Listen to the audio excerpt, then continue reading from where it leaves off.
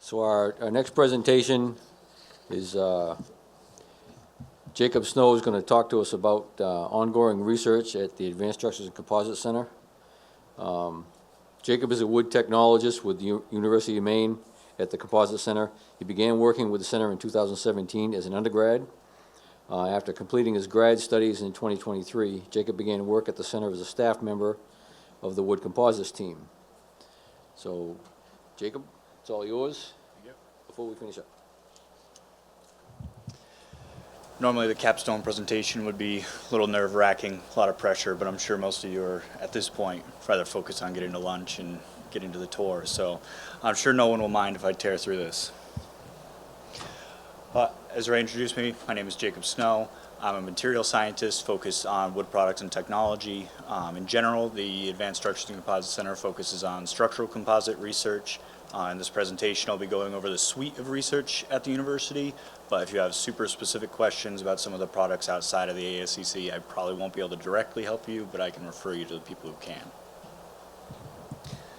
So during this presentation, give a super brief overview of forestry in Maine and kind of the onus of why the university is so focused on developing these products. A lot of these stats really don't need to be reiterated to this particular crowd, but it is consequential to why we focus so heavily on this research and the spirit of what we're doing. So as many of you know, Maine is massively forested. Right now, one of the leading statistics is 89% forested, highest by percentage in the nation. Maine has a massive forest products industry, one of the highest per capita in GDP for the specific state, and that's around $8 billion and 31,000 jobs. Maine's forest products are massively important to our rural economies and our in Maine, that's pretty much all of us, and everyone here has either direct influence in that or is family that they're critically important of in those industries.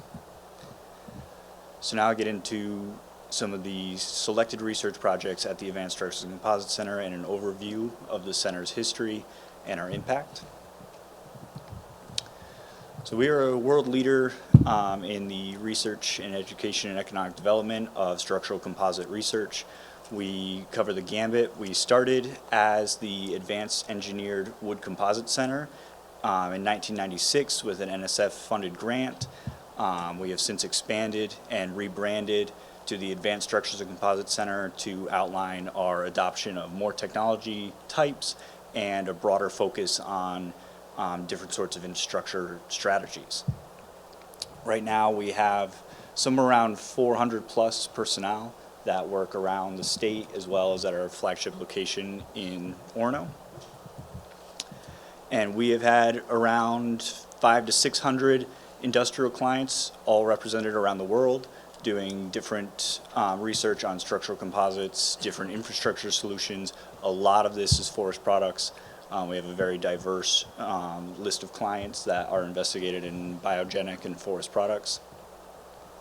We are an ISO 17025 accredited laboratory, which means that the products that are tested at our laboratory can go directly to certification bodies with that data as from a third-party source. So you're able to move forward with certification for things like APA and structural certifications for life safety factors.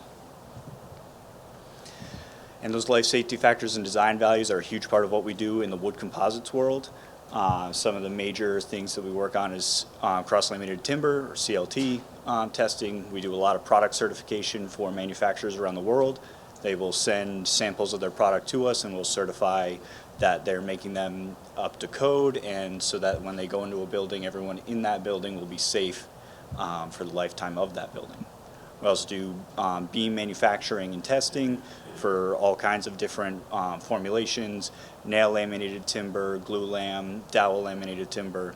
There's a whole family of products in that grouping that we test. And a massive amount of the research that we do as the wood composites team is related to panel products. Primarily OSB, but we do have the ability to manufacture just about any wood panel product.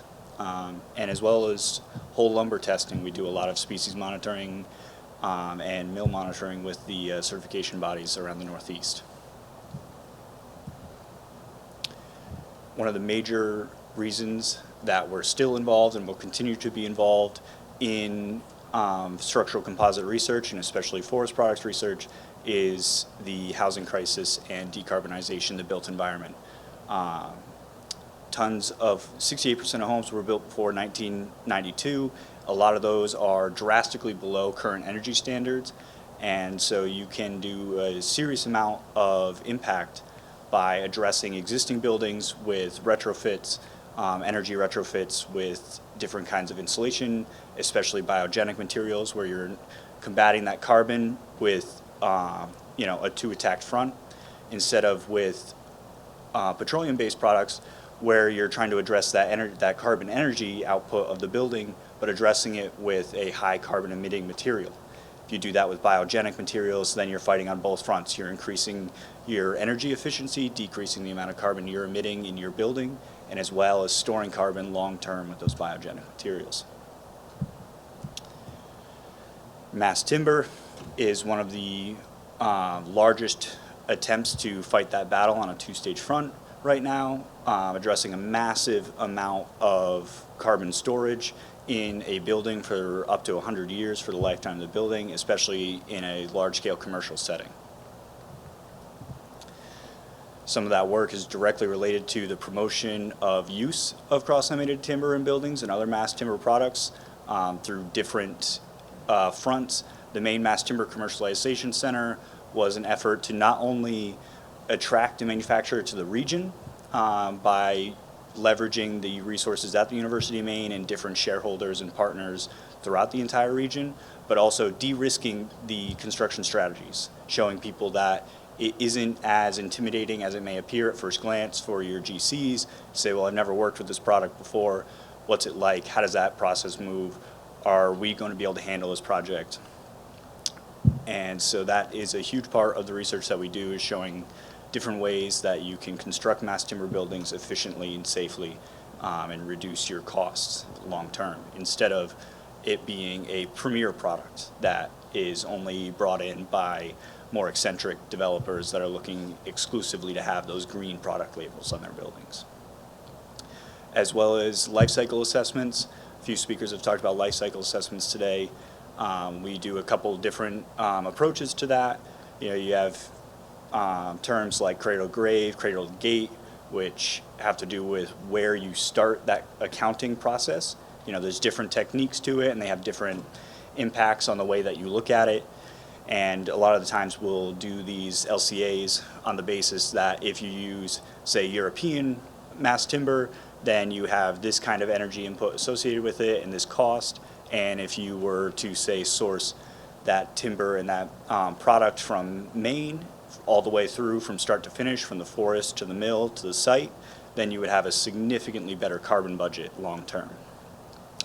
A huge part of that is the previously proposed and now in development CLT demonstration building on the University of Maine. Finally, we'll stop dealing with the question of, well, does UMaine have a CLT building? We always have to say, no, it doesn't. And it's like, well, why? And I go, oh, it's because it's expensive. And they go, well, thanks, that's super helpful. But, so this is a time lapse, pretty short little section, but you can see just how rapidly these CLT buildings go up. The panels arrived right there, beginning of April, and then when this video ends on April 12th, you'll see that they already had one tower up. So that you can see there in that video is one stairwell and elevator shaft combined into a single block.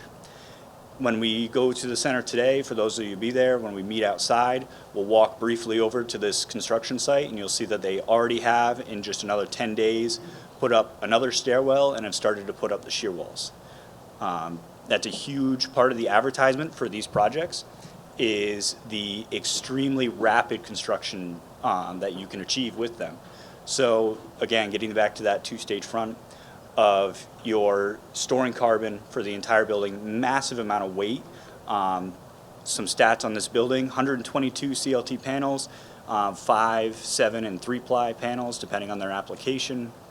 31,506 total square footage of CLT surface, accounting for about 560,000 pounds. And for those of you in carbon credits and carbon counting, that is a massive, massive amount of carbon in a building of this scale. Something that we're really hoping we can show that you can move forward with in a lot of different applications, as opposed to just using post and beam, steel, light frame construction going forward. So there's some very stunning photos of that initial shaft that went up, and so something that's utilitarian as for an elevator to go up and down and can still be a beautiful architectural instrument. Some of the recent research that we've been doing at the University of Maine directly related to cross-laminated timber. As you're seeing in the video playing in the background, some CLT blast testing that was in partnership with Woodworks, rather dramatic testing. 2 new grades of CLT, that's what you saw in the top video. That's the final stage in the testing. When the mill sends us these panels, they come in small sections so that we can quantify the maximum strength capacity. And so you can see how just dramatically that final test is on a 7-ply beam. That probably failed around 30,000 pounds on a pretty small area. So you can imagine what the strength of these is like when it's a 60-foot by 40-foot panel. As well as very important for the Northeast and part of that Maine Mass Timber Commercialization Center was a speciation test related to showing that you can make CLT effectively with every single species grown in the SPFS South group, as well as white pine and eastern hemlock, to further develop and attract manufacturers to the state and the region. As a lot of you are aware, wood fiber insulation and timber HP. Timber HP was something that we were heavily involved in as they were coming online. They started working with us in 2018 when it was just Josh Henry and a dream of bringing these products over from Europe for domestic manufacturing. Right now, 52% of the market, metrics are from 2018, but still pretty well representative of the market right now, are fiberglass products.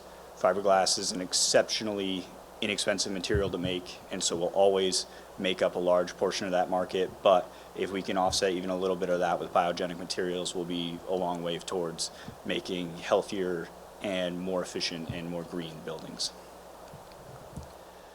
As part of that work, we onboarded this fiber pilot line that you see here.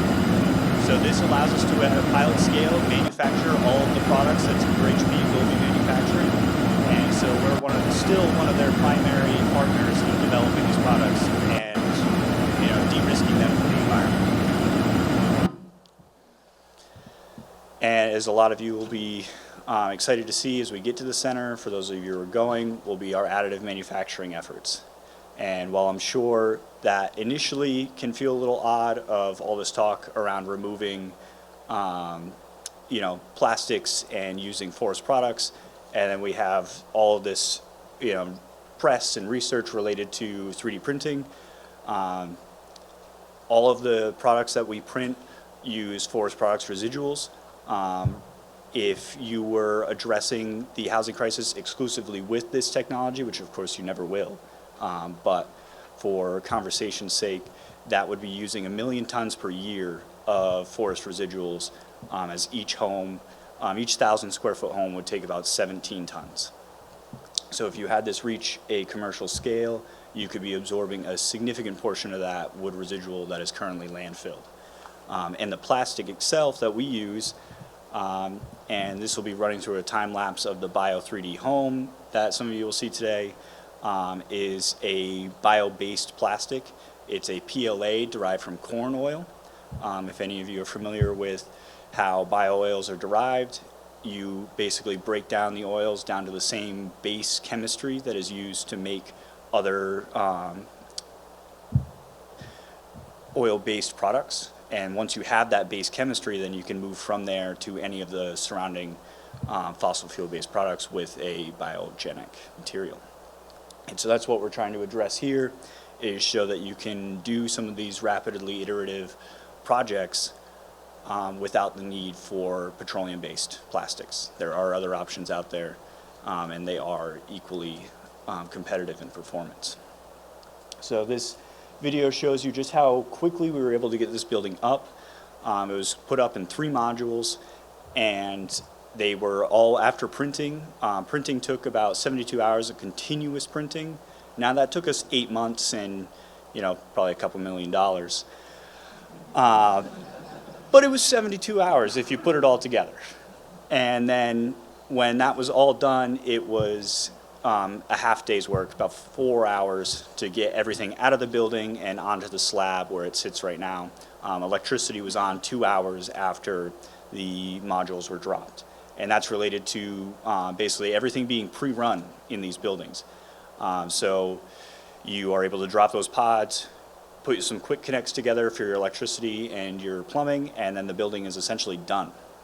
Then you're just doing interior detailing, which, as many of you know, on a project is often far away stretched to the end of the work. And this is Biohome going through what we refer to as good old Maine winter. Finally got some decent snowfall in the area. So it has seen some pretty significant snow loads. Right now we're on 2.5 years of this building being up. 2 different winters, 2 very different winters. One with pretty heavy snow and one with nothing but ice, and it's held up all right so far. And as some of you may or may not know, there is funding in place with the City of Bangor in partnership with Pincus and Key Bank to put in 9 of these units as part of supporting the housing developments in Bangor to address some of the housing issues in Bangor. Super briefly, going to run through some of the other research on campus, the Forest Bioproducts Research Institute and the Process Development Center, FBRI or PDC.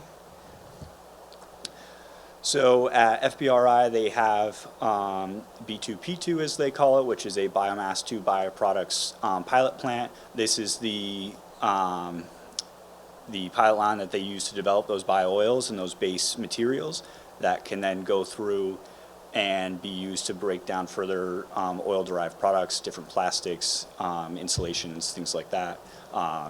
And as we see in this plant, the Syncop, which is a synthetic crude oil pilot plant. Here they can make jet fuels, heating oils, different chemical solvents, adhesives.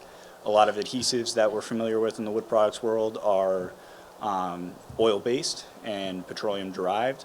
A lot of research that we do is moving away from that in the adhesive world, different biogenic adhesives.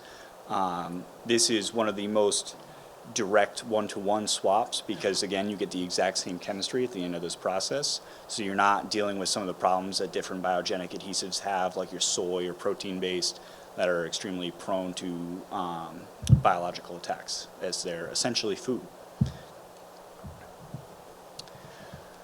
The PDC, or Process Development Center, is the paper and lamination alternative to our lab. They do a lot of DIC work with paper-making stakeholders and manufacturers, as well as they are the primary source of what you'll hear a lot about, and I'm sure many of you have, is the nanocellulose surge. We're colloquially referred to as the Silicon Valley of nanocellulose. The Process Development Center was at one point the single largest producer of nanocellulose fibers and crystals in the world. Still way up there in the rankings, and to this day a lot of the research that goes around the entire globe is doing that research with fiber produced here at UMaine. And that can go into an extremely diverse round of products. Mainly what we'll be working on at the university is laminations and coatings, paper products, and building products. So you can get some very, very high performance papers and laminations for food products and foodstuffs that perform even better than things involving PFAS, depending on their application, like in terms of oxygen barriers. Nanocellulose fibers are an extremely effective oxygen barrier, very, very good for preserving food and especially fresh produce long term without having anything that you need to wash off. We used to have a video that we would share with people of a pumpkin that had been sprayed with nanocellulose and nothing else. And it sat on a shelf for around 8 months and looked just about the same as it did in the very beginning, because it's not able, oxygen isn't able to pass through there, and you could still cut that pumpkin up and eat it, because you probably eat cellulose every single day. It's in a lot of different foods as an additive, as an anti-caking agent. So if you buy shredded cheese or the shaker Parmesan, that has cellulose in it. Very, very common anti-caking agent.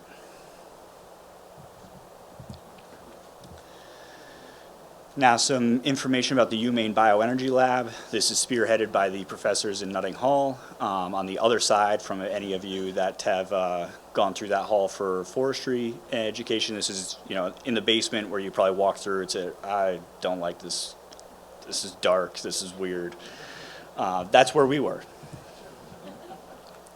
So the Bioenergy Lab is focused on taking forest biomass and bioproducts and utilizing them in ways to decarbonize and improve energy performance in a variety of different ways. One of them is the wood fiber insulated panel, or WIP as we're calling it, which is a direct drop-in replacement for structural insulated panels, or SIPs. Same exact concept, a prefabricated adhered unit, but using wood fiber as the insulation core instead of EPS. Nanocellulose membranes for energy recovery. Thank you, Ray. Which, if for some of you in the kiln drying world, an extremely interesting project enabling the higher energy recovery, around a 20% increase in energy recovery in kilns by formulating a selective membrane that allows water to pass through, but not the actual bulk of the air, so you recirculate your hot air with none of the moisture. And so you, instead of pulling in cold air during the winter months, you can recirculate your hot, dry air at 0% moisture. 3D dry forming, which is just how all packaging and paper products are made, but utilizing nanocellulose and different biogenic materials to form those films and those papers without the need of any petroleum or PFAS chemicals. As well as biochar, lots of different projects looking into how biochar can be utilized. I'll get into that on another slide, as was mentioned earlier about how it can pick up PFAS. Some additional detail on the WIP project. We're pretty far along in it. Right now we are in its second stage. It was previously a USDA ARS funded project to do the pre-development and basically show that this was possible in the first place. Now it's moved into its second phase with the Department of Energy, the U.S. Department of Energy. And so we are doing a series of prototyping. We just unveiled a new exposure facility at the university for long-term outdoor exposure. That building, though it looks like a funny little coffee shop, is actually a testing hut. We have 4 openings on each side for northern and southern exposures for 4 different wall assemblies. 2 roofs that are sloped for northern and southern exposure, and then 1 opening for a flat roof construction. So we're able to test a massive amount of products in that one assembly, and this is already attracting a lot of buzz of different companies in the region that are excited to utilize something like this. It's the first of its kind for the Northeast climate zone. As well as in situ monitoring, or continuous real-life monitoring. We have a couple of partners that have built some mass timber and wood fiber insulation buildings in Belfast, and we were lucky enough to be able to monitor that whole building with a series of sensors and collect a ton of data on that then we can plug into our simulations that some of our PhD students are working on to validate their model, and then bring that data out to tons of different climate zones and different applications. Very briefly, biochar and PFAS. PFAS is, we all know, forever chemicals, very, very difficult to break down in the environment. And this project isn't attempting to break them down, but biochar is a very unique molecular structure and pore structure that enables it to bind up the long polymer chains that make up these chemicals and make them so durable and difficult to get out of the environment, and able to bind it for the lifetime of the biochar, which is a very long time in soils. So this is complementary to some of the other research that we're looking at with biochar of soil water retention and soil remediation for things like blueberry fields. As climates are getting warmer and drier, some of these products are going to need more and more help to continue to grow in this region. And biochar is helping us address that on multiple fronts, as well as a low-cost opportunity for small, say, a small farmer that grows vegetables for themselves and their families. If suddenly their land is found to have PFAS contamination, they're not able to do that for themselves anymore. But with biochar, you can remediate that soil and safely grow food for yourselves again. Super quick, UMaine mycelium-based research. There's a lot of really interesting things being done with mushrooms in textiles and whole building products. Ecovative was one of the earlier partners that we worked with. They are the people making the packaging forms. So instead of EPS, they mold some particle board furnish into a corner shape for your TV per se, and then inoculate it with mycelium, and then that grows and solidifies that form and keeps that packaging shape. So then you can use it as opposed to something like EPS. Same exact idea of replacing EPS in certain applications. Mycelium can be utilized with wood fiber furnish to make very low density foams that hold their shape, particularly as a vacuum insulated panel. So these have enough rigidity that you can then draw a vacuum on them, seal that in, and then have an extremely high performance insulation panel for robust industrial activities. And that is all I have for you today. I'd like to thank you all for being here and supporting UMaine in these efforts in the different ways that you do, and in continuing to be part of this workforce that we're hoping to assist all the time. Thank you.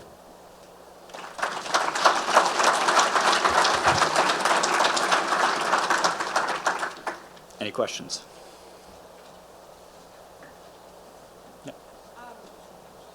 What or are your installations treated with to address flammability? So that's an excellent question, one that we always get as related to the natural fibers is, and that depends on the product line because it depends on density. For the loose fill and bat or between stud insulation, they are treated with a sodium or zinc borate that addresses not only the fire retardancy but also pest and fungal infestation. But the hardboard, the continuous exterior insulation and roof insulation is often not treated with the borates because the density is such that it doesn't need it. As many of you would be familiar with, wood naturally chars and forms that char layer, which then insulates it from the flame directly. And then when the temperature drops below that 2,000 degrees Fahrenheit, then the wood is no longer able to off-gas effectively, and that off-gassing is actually what burns. And so insulation products naturally perform very well in that situation, as they are very effective at preventing that heat from traveling further in. So instead of needing a huge log to form that char layer and insulate the core from further chemical degradation and releasing those gases that then continue to burn, the insulation is able to prevent that heat from traveling further into itself, and then they have a very good flame spread rate. So without any treatment, they reach a Class B flame spread rating, which is code acceptance for residential homes, and then with the borate treatments, they reach a Class 1A, which lets it be used for multifamily and commercial applications, but not industrial. Any other questions? Don't go away. That was our last presentation for the day.